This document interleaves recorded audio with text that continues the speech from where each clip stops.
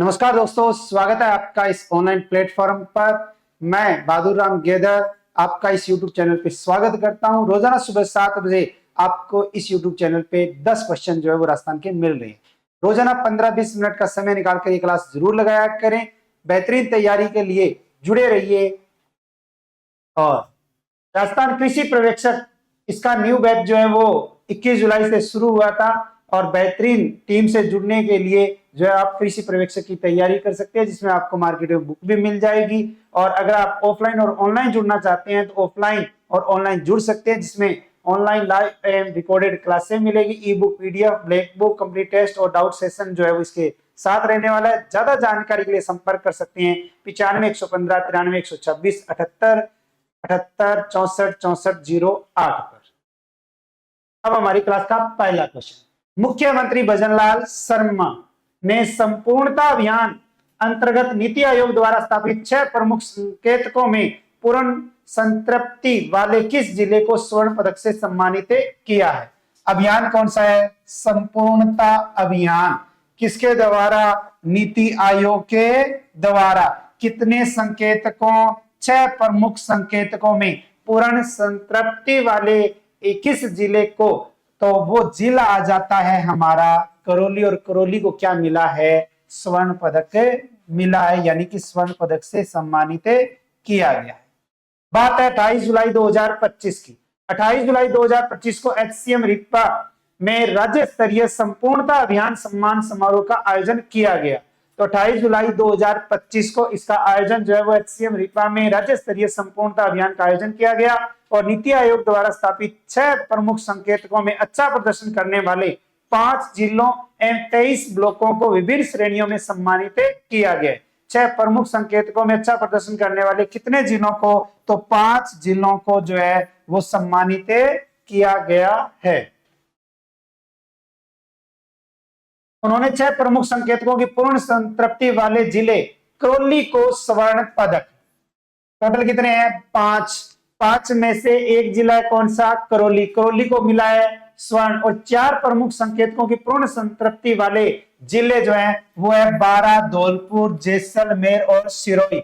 इनको कौन सा पदक मिला है? कांस्य पदक मिला है। तो करौली को मिला है स्वर्ण पदक, बारां, धौलपुर, जैसलमेर और सिरोही को मिला है कांस्य पदक। और आसान्वित ब्लॉक कार्यक्रम के अंतर्गत 6 प्रमुख संकेतकों की पूर्ण संतृप्ति वाले 3 ब्लॉकों, अब ब्लॉक की दृष्टि से देखें तो है जायल नागौर। जायल नागौर प्रथम स्थान पर, इसका मतलब है स्वर्ण। रानी पाली ये आ जाता है आपका रजत। और खेरवाड़ा उदयपुर ये आ जाता है आपका कांस्य पदक। तो इसका मतलब है जायल नागौर को स्वर्ण, रानी पाली को रजत और खेरवाड़ा उदयपुर को कांस्य पदक जो है वो दिया गया है। ये तो है आपके ब्लॉक और वो है आपका जिला। जिले में पूछे तो करौली जिले को स्वर्ण पदक और अन्य 4 जिलों में देखें तो बारां, धौलपुर, जैसलमेर और सिरोही को कांस्य पदक। और ब्लॉकों की दृष्टि से देखें तो जायल नागौर को प्रथम यानी कि स्वर्ण, रानी पाली को सेकंड यानी कि रजत और खेरवाड़ा उदयपुर को तृतीय यानी कि कांस्य पदक से सम्मानित किया गया। राजस्थान राज्य विधिक सेवा प्राधिकरण का कार्यकारी अध्यक्ष किसे मनोनीत किया है? राजस्थान राज्य विधिक सेवा प्राधिकरण यानी रालसा, रालसा का कार्यकारी अध्यक्ष अगर पूछे किसे मनोनीत किया गया है तो यह मनोनीत किया गया है हमारे राजस्थान के अंतर्गत जस्टिस संजीव कुमार शर्मा को। संजीव कुमार शर्मा हमारे राजस्थान के अंतर्गत एक नाम, जिनका नाम आता है संजीव कुमार या संजीव प्रकाश शर्मा। और संजीव प्रकाश शर्मा को रालसा का कार्यकारी जो है वो क्या बनाया गया है? अध्यक्ष बनाया गया है। तो हमारे राजस्थान के अंतर्गत संजीव कुमार या संजीव प्रकाश शर्मा, इनको मनोनीत किया गया है रालसा का कार्यकारी अध्यक्ष। और राज्यपाल की मंजूरी के बाद विधि विभाग ने इसकी अधिसूचना जारी कर दी है। रालसा क्या है? रालसा एक संवैधानिक संस्था है जो समाज के कमजोर, जरूरतमंद व वंचित वर्ग को निःशुल्क विधिक सहायता, जन जागरूकता व मध्यस्थता जैसी सेवाएं मुहैया करवाती है। तो राजस्थान के अंतर्गत एक संवैधानिक संस्था रालसा समाज के कमजोर, जरूरतमंद व वंचित वर्ग के निःशुल्क को निःशुल्क विधिक सहायता, जन जागरूकता व मध्यस्थता जैसी सेवाएं उपलब्ध करवाती है। और विधि विभाग ने एक अधिसूचना जारी की जिसके तहत रालसा यानी राजस्थान राज्य विधिक सेवा प्राधिकरण का कार्यकारी अध्यक्ष जस्टिस संजीव प्रकाश शर्मा को मनोनीत किया। नेक्स्ट, राजस्थान का पहला स्नेक पार्क यानी सांप पार्क, ठीक है। और राजस्थान के अंतर्गत पहला स्नेक पार्क अगर पूछे किस जिले में बनकर तैयार हुआ है, तो स्नेक पार्क अगर पूछे तो स्नेक पार्क बनकर तैयार हुआ है हमारे राजस्थान के कोटा जिले में। तो राजस्थान का पहला स्नेक पार्क किस जिले में है? कोटा में। और इस स्नेक पार्क में विभिन्न प्रजातियों के सांपों को रखा जाएगा। केंद्रीय चिड़ियाघर प्राधिकरण ने यहां सांपों को रखने की मंजूरी दी है। यहां सांपों को रखने की मंजूरी दी है। पर्यटक यहां सांपों की दुनिया को करीब से देख सकेंगे। स्नेक पार्क का निर्माण 10 करोड़ रुपए की लागत से किया गया है। पार्क में एक सेमिनार हॉल और म्यूजिकल शो के माध्यम से सांपों के बारे में जानकारी दी जाएगी। नेक्स्ट, राज्य स्तरीय वन महोत्सव 2025 में अमृता देवी बिश्नोई स्मृति पुरस्कार 2025 से किसे सम्मानित किया गया? राज्य स्तरीय वन महोत्सव का आयोजन हुआ जयपुर के अंतर्गत, जिसके तहत अमृता देवी बिश्नोई स्मृति पुरस्कार 2025, और ये बहुत ही अच्छा और इंपॉर्टेंट क्वेश्चन बनता है हमारे राजस्थान में पर्यावरण के क्षेत्र में जो है वो ये पुरस्कार दिया जाता है, जिसके तहत नाम आता है अमृता देवी बिश्नोई स्मृति पुरस्कार 2025। ये मिला है, एक तो व्यक्ति है गौरी शंकर शर्मा, गौरी शंकर शर्मा, और दूसरे आ जाते हैं गोविंद भारद्वाज जी, गोविंद भारद्वाज, यानी कि गौरी शंकर शर्मा और गोविंद भारद्वाज, गौरी शंकर शर्मा और गोविंद भारद्वाज, इन दोनों को अमृता देवी बिश्नोई स्मृति पुरस्कार से क्या किया गया है? सम्मानित किया गया है। राजस्थान में वन्य जीव संरक्षण और उनके फ्री इलाज के लिए पावटा के बाकरी निवासी डॉक्टर गौरी शंकर शर्मा और गोविंद भारद्वाज को सीएम मुख्यमंत्री भजनलाल शर्मा ने अमृता देवी बिश्नोई स्मृति पुरस्कार से सम्मानित किया है। डॉक्टर गौरी शंकर शर्मा पिछले 2 दशकों से 20 सालों से वन्य जीवों की सेवा कर रही हैं। वो अब तक 180 नील गाय के बच्चों का पालन पोषण कर चुके हैं। और गोविंद भारद्वाज जी ने अब तक 3000 मोर, 3267 नील गाय, 300 बंदर, 800 से ज्यादा छोटे परिंदों समेत हजारों पशु पक्षियों की जान बचाई है। इसके अलावा 167 वन्य जीव नील गाय के टूटे पैरों के प्लास्टर कर उन्हें चलने योग्य भी बनाया। नेक्स्ट, राजस्थान के किस समाज सेवक को अंतरराष्ट्रीय doctor Kalam lifetime achievement award 2025 से दिया गया? राजस्थान के अंतर्गत एक समाज सेवक व्यक्ति जिसको अंतरराष्ट्रीय doctor Kalam lifetime achievement award 2025 दिया गया है। तो हमारे राजस्थान के अंतर्गत एक व्यक्ति जिसका नाम आता है doctor Narendra Bhushan, doctor Narendra Bhushan. Doctor Narendra Bhushan ji को अंतरराष्ट्रीय doctor Kalam lifetime achievement award 2025 से सम्मानित किया गया है। तो डॉक्टर नरेंद्र भूषण सिंह है, इनको कौन सा अवार्ड दिया गया है? अंतरराष्ट्रीय doctor Kalam lifetime achievement award. पर्यावरण कार्यकर्ता, गौ सेवक, महिला सशक्तिकरण व समाज सेवा के क्षेत्र में कार्य करने के लिए कार्य करने वाले पर्यावरणविद डॉक्टर नरेंद्र भूषण सिंह को अंतरराष्ट्रीय doctor Kalam lifetime achievement award दिया गया। राजस्थान इंटरनेशनल सेंटर जयपुर और जयपुर के ऑडिटोरियम में आयोजित हुए एक समारोह में ख्वाब फाउंडेशन ने यह अवार्ड प्रदान किया है। तो डॉक्टर नरेंद्र भूषण सिंह को अंतरराष्ट्रीय doctor Kalam lifetime achievement award किसके द्वारा? ख्वाब फाउंडेशन के द्वारा यह प्रदान किया गया। नेक्स्ट, अजमेर मंडल राजस्थान के अंतर्गत जियोग्राफी का टॉपिक आता है। परिवहन में आता है रेल परिवहन के अंतर्गत आते हैं मंडल, जिसमें आता है अजमेर मंडल। और अजमेर मंडल के किन 2 प्रमुख स्टेशनों को प्रतिष्ठित ईट राइट सर्टिफिकेट प्राप्त हुआ है? राजस्थान के अंतर्गत अजमेर मंडल, और अजमेर मंडल के अंतर्गत आता है एक तो आपका अजमेर और दूसरा आ जाता है उदयपुर। कौन सा? उदयपुर। और इन 2 स्टेशनों को मिला है ईट राइट सर्टिफिकेट। ईट राइट्स प्रमाण पत्र की वैधता अजमेर व उदयपुर रेलवे स्टेशन पर 2 वर्ष अवधि 30 जून 2025 से 29 जून 2027 तक रहेगी।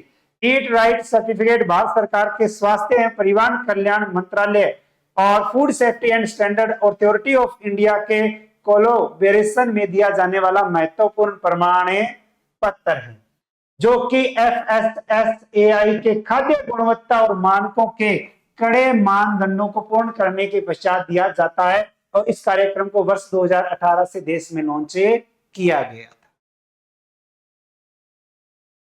नेक्स्ट, राजस्थान के किस जिले में Amrita Devi indigenous plant museum बनाया जाएगा?